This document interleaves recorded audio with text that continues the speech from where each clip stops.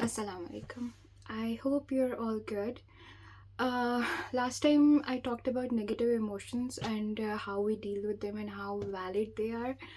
अच्छा negative emotions में सबसे ज़्यादा जो हम फेस करते हैं या फिर uh, या अपनी वजह से या दूसरों की वजह से हमें फेस करना पड़ता है दैट इज़ एंगर, गुस्सा.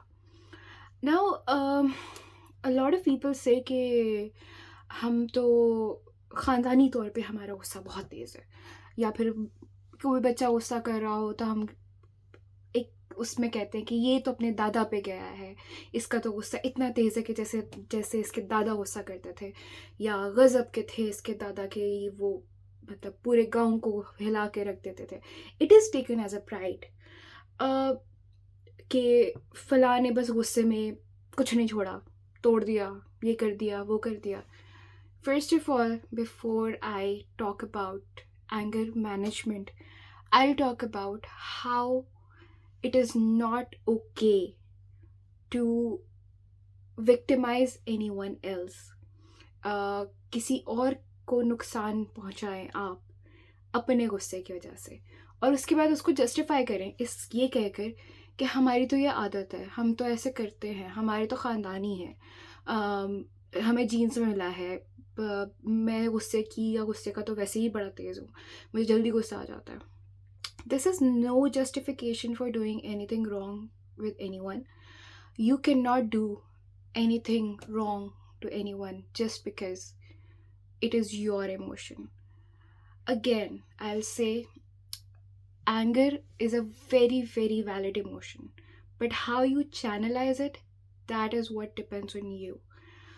Uh, अगर आप देखें, if you are like a person who gets angry very easily, do you do that just at home, अपने बीवी बच्चों के साथ, अपने बहन भाइयों के साथ, या फिर आप जब ऑफिस जाते हैं या फिर स्कूल कॉलेज या जहाँ भी जाते हैं तो आप वहाँ भी गुस्सा करते हैं?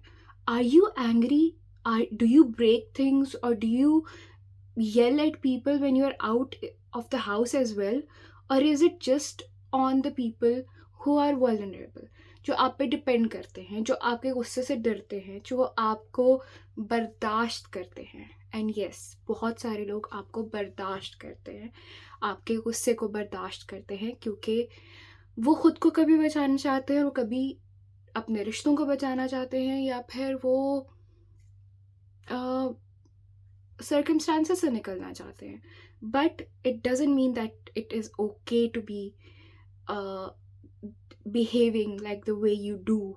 जब आपको गुस्सा आता है, आप चीज़ें तोड़ते हैं, आप चिल्लाते हैं, आप किसी को मारते हैं, and it is not just related to one gender.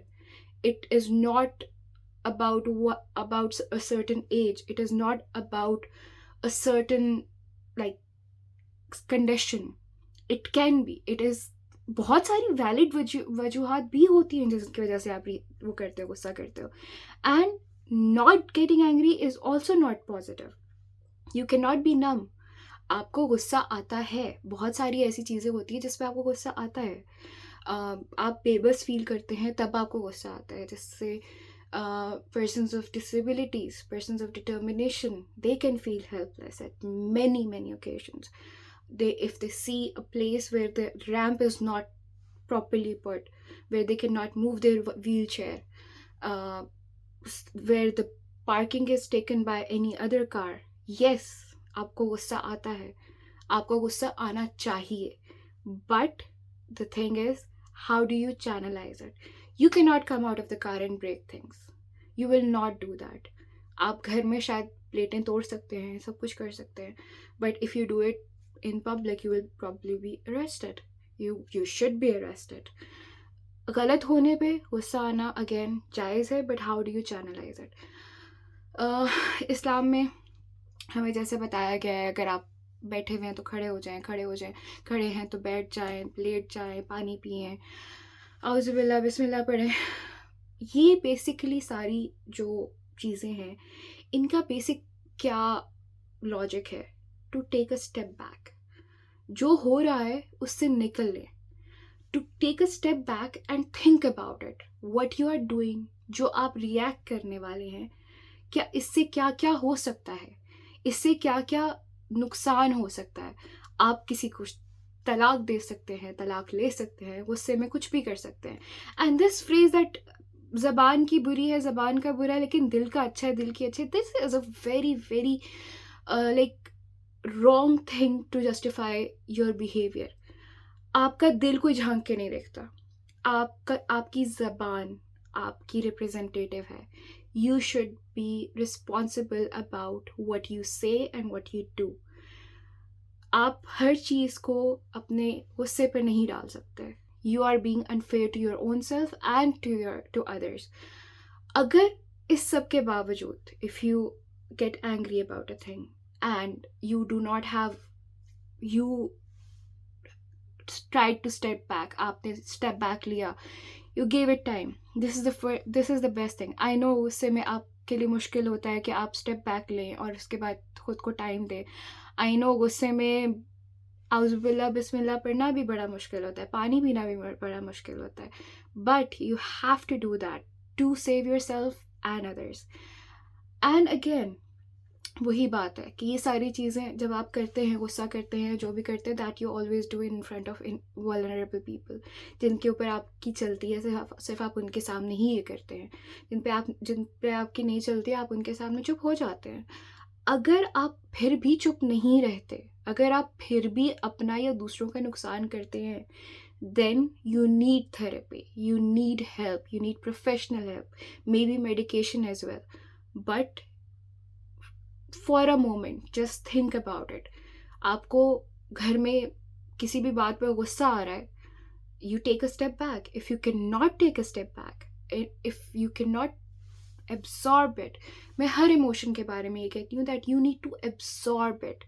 मैं ये नहीं कहती कि गुस्सा करना बुरा है, गुस्सा आना एक नॉर्मल चीज़ है, हर किसी को आता है। सर्कमस्टांसेस ऐसे बहुत से हो सकते हैं, किसी की कोई भी बात हो सकती है जिससे आपको गुस्सा आ सकता है, लेकिन that doesn't mean that you can just harm or annoy anyone. That is your personal emotion. Maybe you are going through something, but your family is not going through the same. Why are you making them go through it? Your family, your friends, those are the people जो सबसे ज़्यादा सफ़र करते हैं आपके इस गुस्से की वजह से.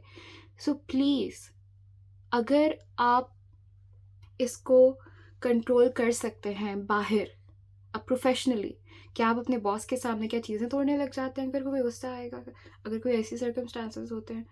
आप क्या मोहल्ले में जाते हैं, दुकान वाले का सर फोड़ देते हैं?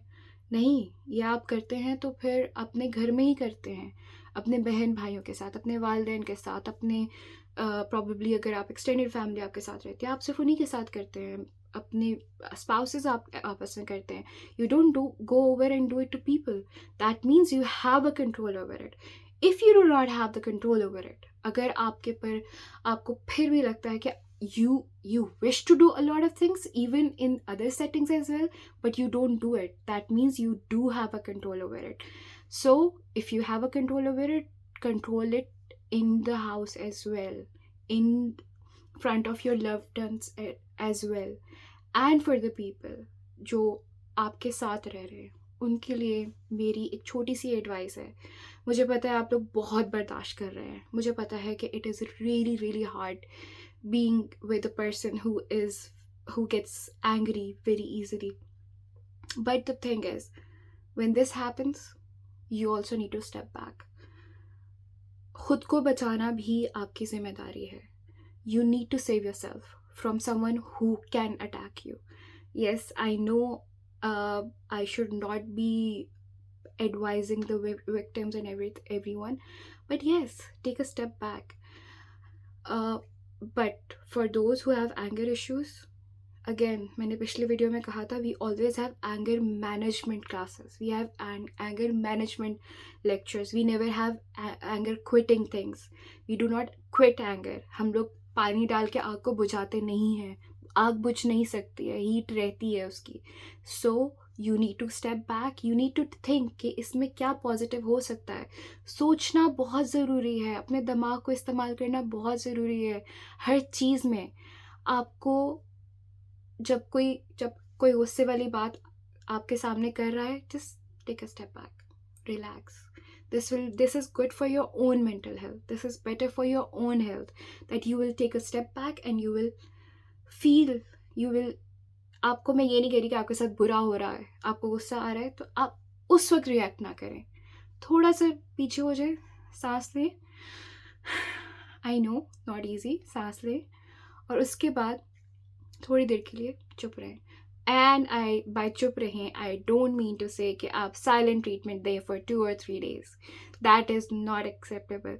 Take a step back, take a few minutes, an hour, 2 hours probably, but tell the next person that you need to step back क्योंकि इससे बात बढ़ सकती है. It can escalate if you don't step back. And for the people who live with you, who they are already suffering. I'm telling you, they are suffering because of your anger. And even if they are doing something wrong, जिससे आपको गुस्सा चढ़ रहा है, it is not justified to make it as bad as you do. If you do, I'm not saying all of you do that, but if you do that, do not. अपना ख्याल भी रखना है, लेकिन अपने इर्द गिर्द के लोगों का भी ख्याल रखना है. हुकूकुल इबाद का सवाल बहुत सबसे पहले होगा, इसलिए गुस्से में इंसान कुछ भी कर सकता है, मैं जानती हूँ, लेकिन आपने खुद को भी बचाना है और दूसरों को भी बचाना है. ऑलवेज ऑलवेज ऑलवेज कुछ भी हो, सोचना मत बंद करें. Your brain should not stop. Make it calm down करें. But still, if you cannot do it, again, I'll repeat it. Take professional help. Take anger management classes. Take therapy. And if it is the worst case scenario, you can also go on medications. But do not harm yourself. Do not harm others. Take care of yourself. दूसरों का कोई कसूर नहीं है अगर आपकी life ठीक नहीं जा रही है. दूसरों का कोई कसूर नहीं है अगर आपकी लाइफ में वो नहीं हो रहा या नहीं हुआ जो आप चाहते थे. आपका भी कसूर नहीं है. बस ऐसा ही है, आपको नेक्स्ट स्टेप पे जाना है. Do not just sulk. Do not get angry about the things that did not happen or happened. Just move past them, absorb them. Do not just, again, मैंने पिछली वीडियो में भी ये कहा था और अभी भी मैं ये कहूँगी, absorb all your emotions and then move past them. But अपने emotions से ना खुद को harm करें ना दूसरों को harm करें. खुद को भी बचाएं और दूसरों को भी बचाएं. That's it for today. Any questions, anything about anger management or any other emotion, you can let me know. I'll try to do more videos about other emotions as well. I'll try to do about depression as well, inshallah. इस दुआ के साथ कि आपका दिन, आपका हफ्ता, आपका महीना और आपका साल बहुत बेहतरीन गुजरे. खुश रहिए. Take care of yourself and do not harm anyone and yourself. अल्लाह आपको ढेरों खुशियाँ दे और बहुत सुकून दे. आमीन. अल्लाह हाफ़िज़.